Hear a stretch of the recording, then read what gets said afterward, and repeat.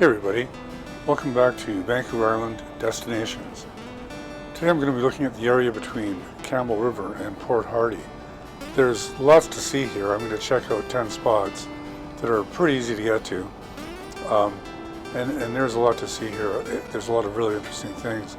The distances that you're going to see are going to be measured from the bridge going out of Campbell River across the Campbell River.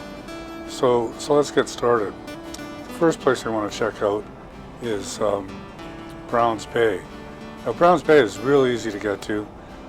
It's only a short distance from Campbell River, but be advised, once you get to the turnoff, it's a gravel road. It's about 5 kilometers of gravel road, but it's worth the trip.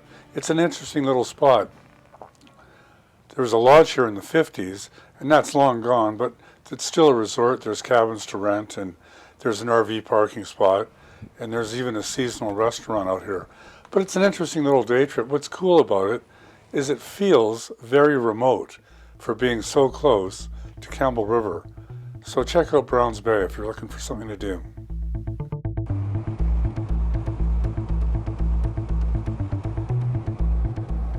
Mount Menzies is another day trip you can do out of Campbell River.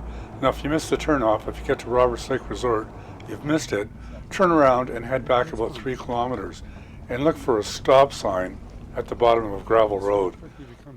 Now this is a 4-wheel drive road, and it's only about 2 kilometers from the bottom of the road to get up to the lookout, but this is definitely 4-wheel drive. But if you want to come up here, you can hike up. Like I said, it's a short walk. It's steep, but it's a short walk up, and it's well worth it. The view up here is, I think, one of the best on Vancouver Island. It started out as a fire lookout back in the 70s, and this is actually what you're looking at as part of the Sayward canoe route, and it's a really spectacular spot.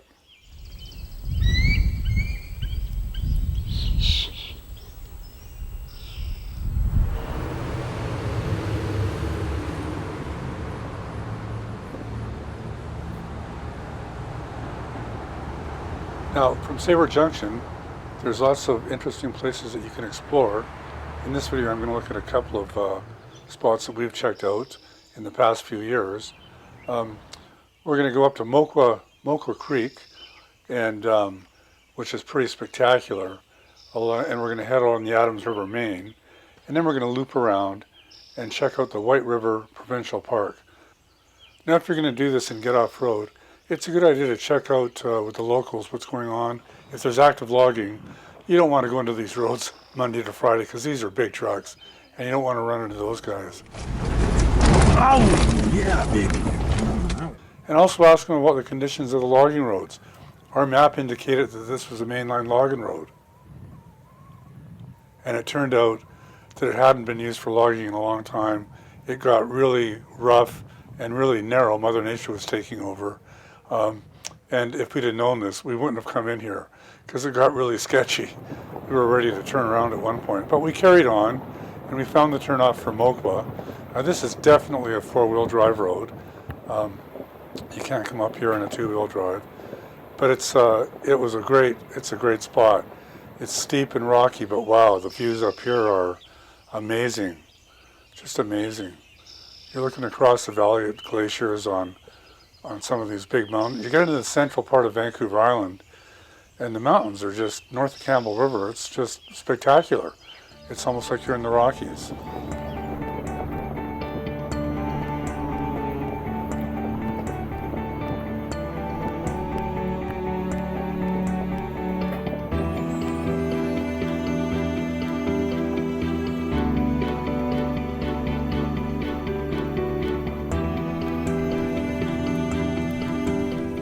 Now, the White River Provincial Park is about 25k southwest of Sayward. It's a mainline logging road. It's in good shape. And to get to the park, at about the 18k mark, start looking to your left for the Victoria Main. Now, we missed it the first time we went into the park, and that was okay. Just keep going along for maybe another 10 or 12k. Look to your left for a crossing of a bridge. Cross the bridge, loop back, and find the parking lot for the White River Provincial Park. Now this is a day trip out of Campbell River, and it's a nice spot. This is an old growth forest that's been set aside, and it was created as a park in 95. And the trees aren't the biggest on Vancouver Island, but it's definitely a pristine old growth forest that is really worth the walk. It's very pretty. There's some big cedars and hemlocks in here and some big Douglas fir. Now, this is close to the White River. It's maybe 100 yards. And if you're a fisherman, bring your rod. There's dolly varden and trout. And in season, you'll find steelhead and coho salmon in here. And it's just a real pretty river to check out. Now, most of the spots I'm going to show you in this video do require travel on a logging road. The mainline logging roads are generally in pretty good shape, but they are gravel roads, so you might not want to be bringing your Tesla in here or your Mercedes-Benz. Now, Highway 19 between Campbell River and Port Hardy is in good shape. It's a nice highway. I actually enjoy driving it.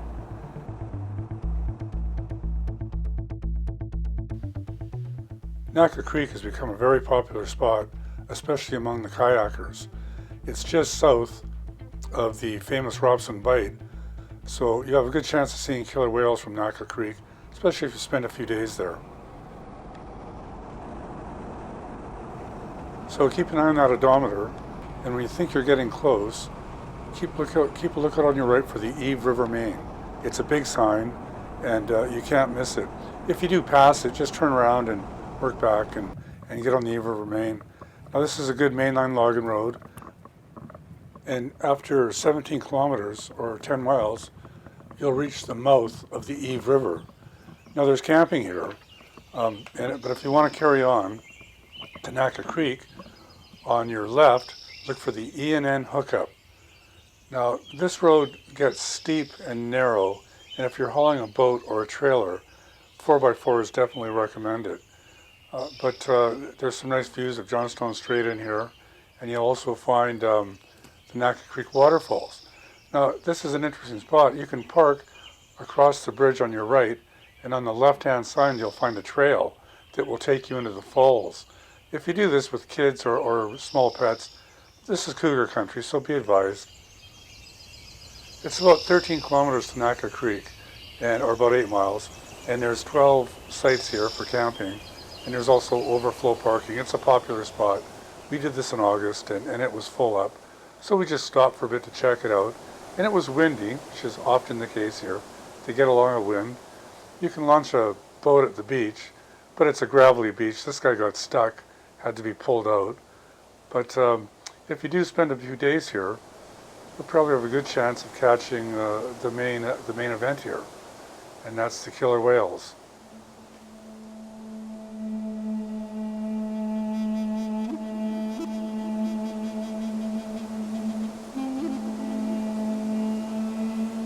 They say the best time for killer whale watching is July through September. A friend of mine was sitting on the beach one night, and he actually had a killer whale come over and start rubbing on the gravel. How cool is that?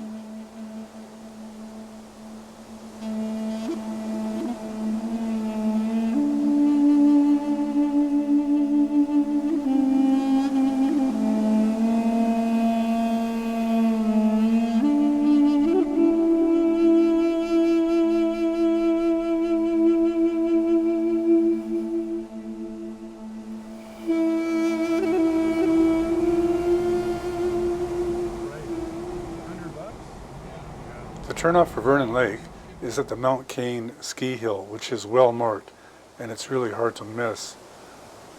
And once you take that turnoff, look for the Nimkish Main logging road.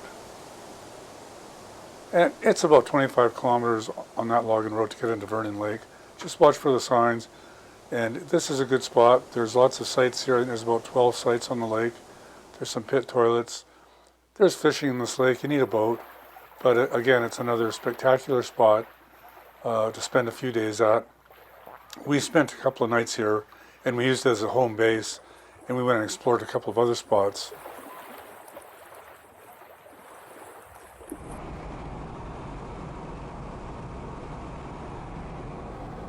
To get to the Huson Caves, take the Zabalis turnoff just north of Wass. It's very easy to find.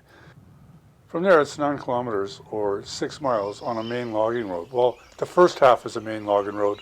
The second half is very sketchy. You don't want to bring your motorhome in here. It's pretty rough. And once you get to the parking lot of the caves, the trails are very steep, so be advised. There's lots of stairs that you have to navigate, and some sections are pretty rough. But it's well worth the effort.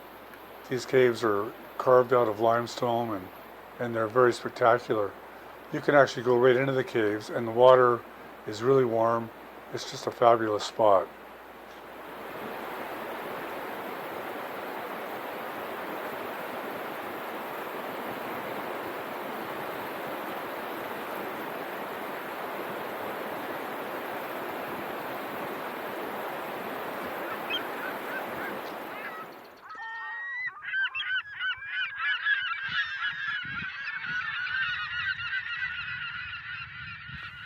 If you want to explore the north end of the island, Port McNeil is a great place to do it from.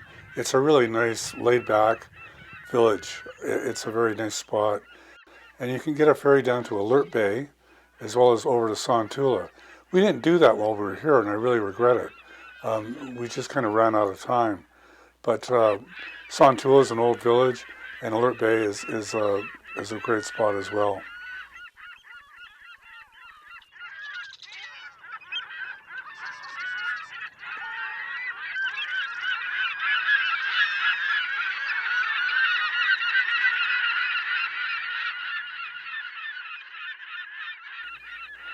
Telegraph Cove is about a 30-minute drive south of Port McNeil, and of course it's a pretty famous destination, and you can see why when you get there.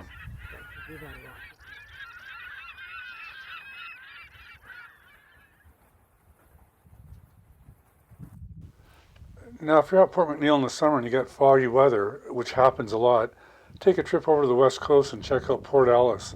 It's about 31 kilometers or 19 miles on a paved road. It's a twisty paved road, and it can be slow going if you get behind a big truck. But it's a beautiful spot. It's an old pulp mill town, and the views of the mountains are just, again, spectacular. And you're on the west coast. How cool is that?